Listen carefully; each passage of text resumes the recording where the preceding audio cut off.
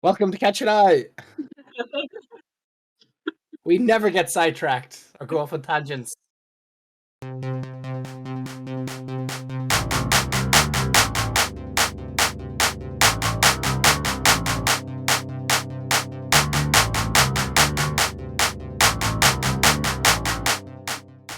Welcome to Catching Out. Honestly fantastic. Dictionary. It's just a bit sad sometimes, you know. Hi. And welcome to the Catching Up podcast with me, Nick, Zoe, and Colin. I'll do a little bit of an intro by myself, and then I'll let Zoe and Colin introduce themselves too. So I'm Nick. I've been playing dodgeball for 3 years. I've played at University of Manchester, Muds. Love the purple and gold. And then I graduated and came to Leeds, where I've been playing ever since. We're in League One. I played a bit of mixed as well. Yeah, I did play socially at Manchester back in the 3-ball days. Yeah, that was a while ago. And then now I played competitively in my final year before graduating. So, yeah, I've been playing dodgeball for a little bit longer than 3 years, but I've been playing competitively for 3 years. But yeah, that's enough about me. I think most people know me. I've done a bit of refereeing. If you don't know me, come say hi. I am friendly, I promise. So... yeah, Zoe, how long have you been playing dodgeball for, and where have you been playing at? Fuck, I didn't look before we started talking. Colin was talking. Colin was meant to go next. I told you I'm looking this up, so you fucked yourselves over. I've been playing dodgeball for 6 years now. Well, this is the 6th year, technically. Yeah, I started in 2016 in October. The last year of UK DBA as the governing body, and then in the summer between my first and second year of uni, the changed national governing body has changed from 3-ball to 5-ball. So I'm officially in the old cohort where I still talk about 3-ball sometimes, which is very weird.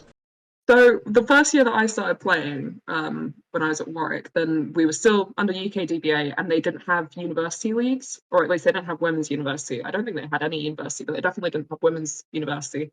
Warwick was in WDPL, the top league, so Women's Dodgeball Premier League, because 2 or 3 years prior, the Warwick team had been like Meg White, Harry Bignell, Tandy, like all these like really, really big women's players that basically Storm won now. And then they all graduated at the same time.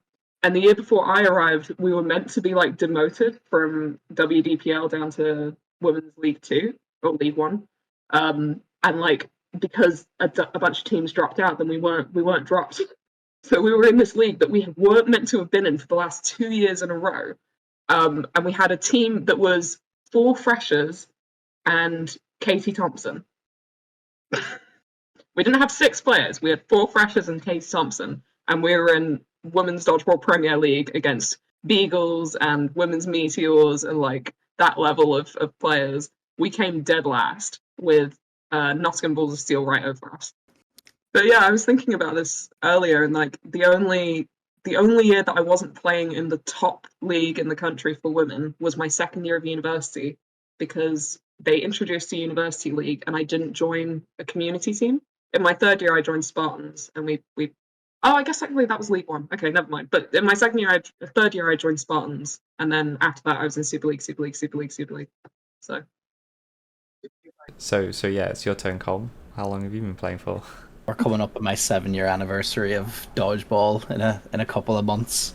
7. Which is pretty Wow. mad. that is wild. Oh, it makes me feel old. Yeah, no, I've only played for, in terms of clubs, I've only played for Manchester Uni and Bees, and then I've also have played in 4 competitions for the Republic of Ireland. Which is pretty cool. Yeah, so brings me up to I've played in for Killers and Workers over the years of Bees.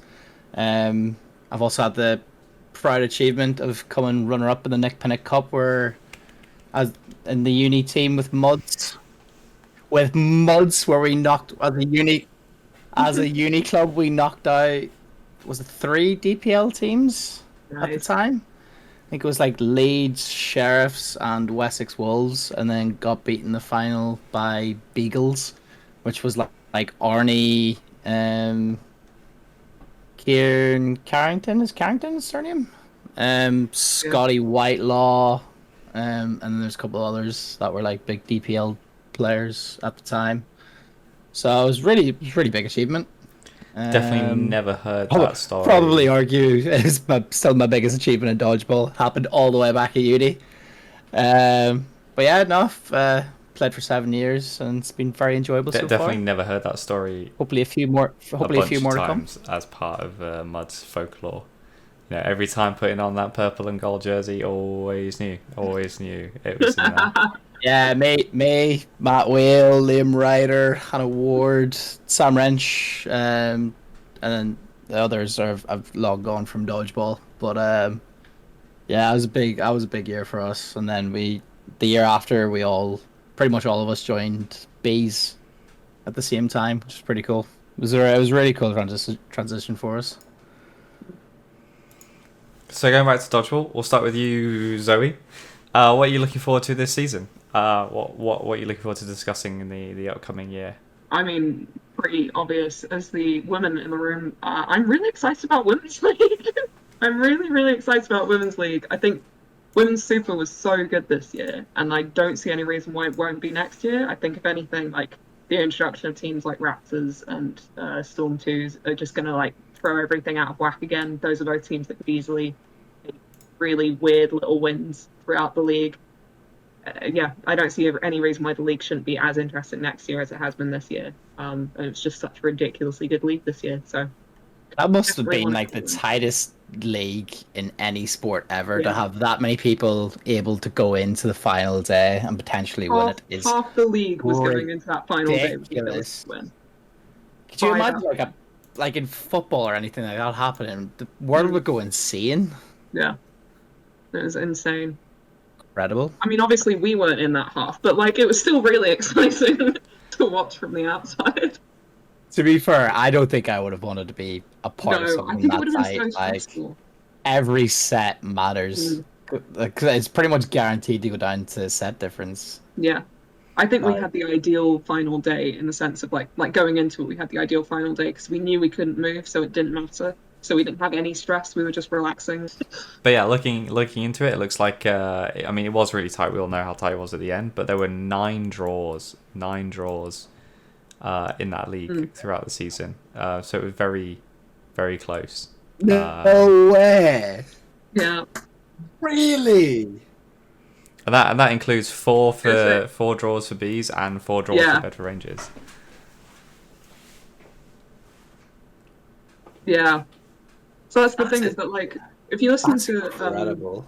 to Neutral Zone, then their analysis of our season was basically, or Cat's analysis of the Queen Bee season was basically like, oh, came super close and we were just unlucky a lot of times, and that's kind of what she's referencing is we had 4 draws. If we'd had I 4 didn't wins realize it in was those that 4 many. draw points, we would have been fine.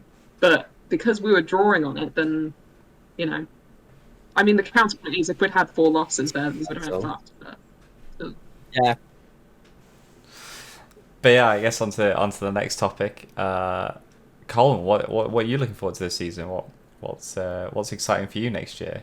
No, next in terms of like men's leagues in general, it's actually going to be really interesting because you feel like with all the new teams that have come in, like before the COVID struck and since COVID like happened and the leagues have restarted, the leagues are starting to kind of like balance out, and there's going to be a lot more contenders for both like winning the league and promotion. And because the teams like, for example, in League One next year, you've got Norwich Nighthawks and Spartans 2 moving up, who both could easily be title contenders next season. Never mind like being just newly promoted teams trying to stay up. Like you feel like there's kind of like this balance happening year in year out in the men's league. So it's going to be really interesting to see how the lay of the land kind of is, especially if there is any changes to the league structure next year. So yeah, it's just going to be an interesting season all around, to be honest, in both the men and women's leagues.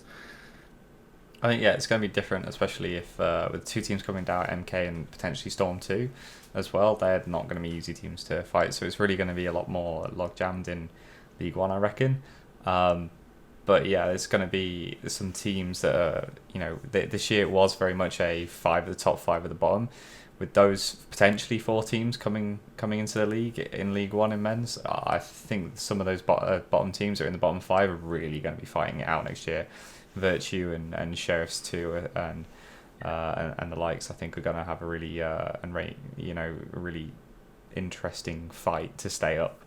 Let alone the fight for the top, which I think will get pretty brutal. No, there's no easy matches for anybody in that league. But yeah, I guess the bit I'm excited for next season is probably going to be Uni League. To be honest, I know I'm a bit biased, but like having been at uni, I really enjoyed playing dodgeball, playing competitive league, and it's a great opportunity for people to see the competitive side of dodgeball. I think it's really good fun. But I think what would be good is if we have that bit more integration between uni players understanding the world of the club dodgeball, but also club dodgeball realizing what's going on in the uni leagues. So I'm really looking forward to see what's going on with that. I'm hoping that uni players will listen to this and find it really interesting, and hopefully come on the show. So if you are interested, come along and reach out, and perhaps we can have a chat. Let us know what's so good about dodgeball and stuff in your club, and why your uni club is obviously the best club. I mean, it's not Muds, but let us know. So yeah, I'm really excited for next year uni league season, and especially with Bucks as well. See where the next step is. Yeah, it'll be really interesting, especially on the Bucks side of things, because obviously it's going to take because it's such a niche sport in the UK still. It's going to take a couple of years for it to kind of find its way into a lot of universities, but it's a really cool way for it to venture out and to give universities a reason to kind of give dodgeball a chance. So it'll be really interesting to see how the uni leagues kind of take off next year. I think it's an interesting thing as well, like talking about certain universities obviously don't have dodgeball clubs yet, and it's still not a known sport in a lot of universities. With the way that junior dodgeball has grown over the last few years, you'll start to see players who grew up in the under 17s divisions and under 15s divisions getting to university, being smart people and not choosing universities based on what dodgeball teams there are that are already there. So getting to university and realizing there isn't a dodgeball team here, but they still want to play dodgeball, so they have to set one up. And I think that'll be quite interesting to see. But yeah, going on to the next biggest thing of the year, I guess Euros is coming up. So let's be excited for that.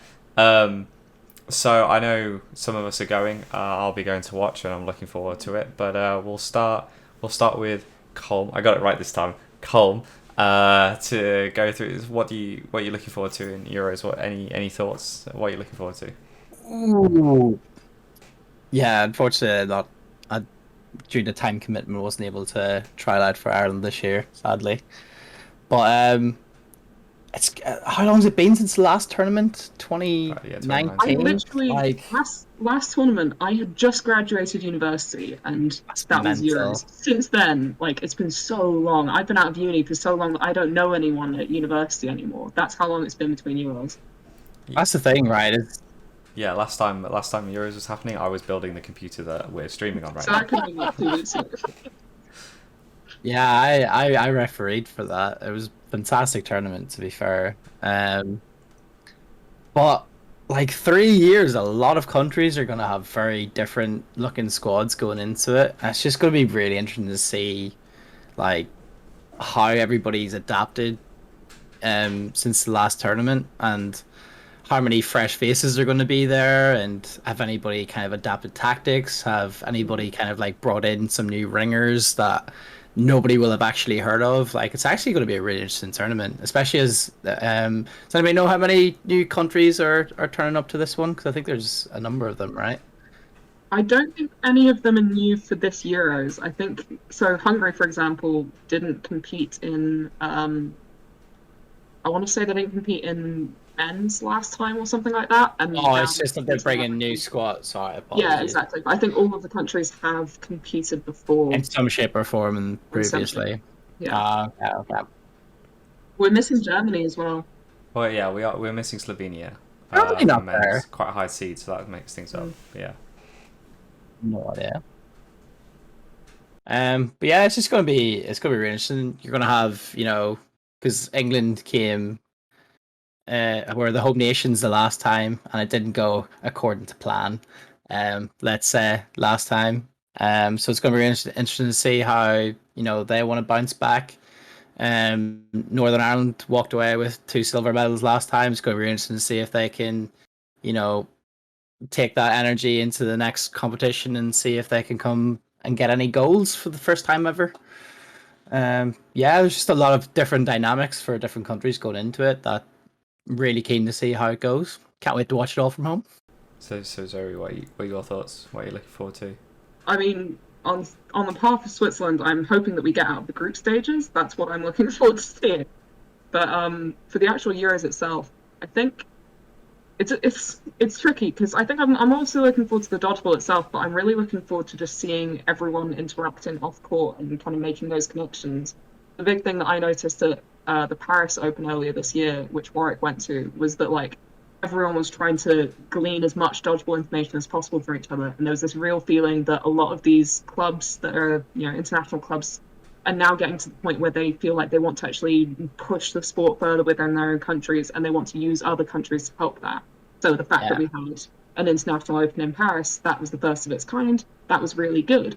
But even while we were there, Ferenc Bukas, who's the president of the Hungarian dodgeball team, was there like, no, we want to run a Budapest Open at some point. And everyone's already starting to talk about that fact that all of these dodgeball teams kind of want to like get to know each other and learn as much as they can from each other and try and build their own home scenes and take what they learn from Euros back to their own countries. And it'll be really interesting to see who's mingling, who's getting to know each other, and how that impacts the dodgeball scene later on. Because I think European dodgeball is really getting to that stage now where it has a little bit of solidity. It's been around for a little bit longer, and it's got a solid base in quite a lot of countries, and they're ready to grow.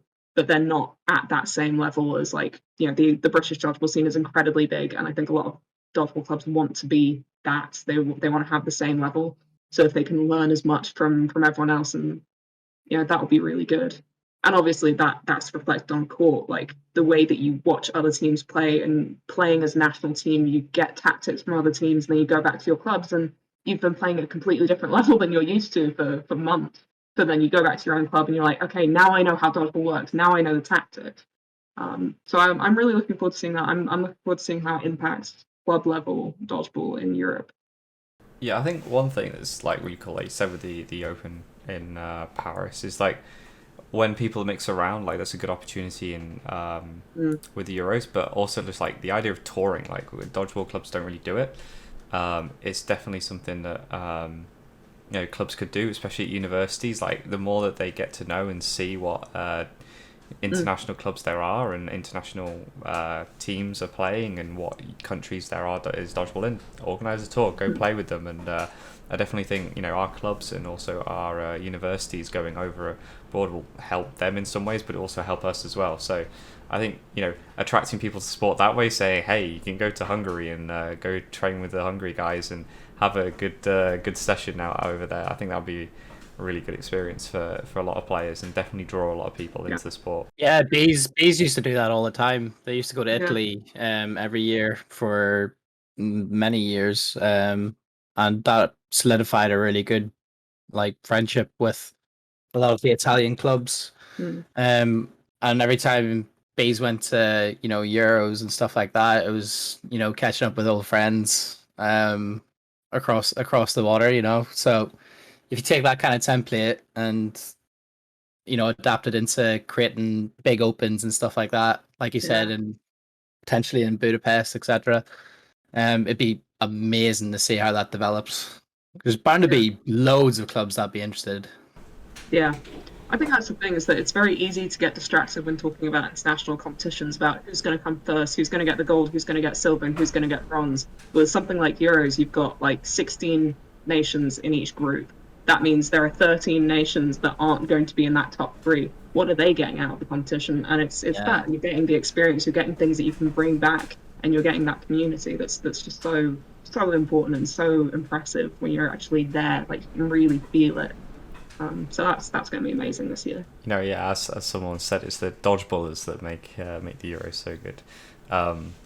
But yeah, I mean, at the end of the day, like someone's got to come 5th and 6th, 7th and 8th. But they can be really difficult or achievements to be proud of, because it is a tough league. It's knockout, and it is impressive wherever you end up.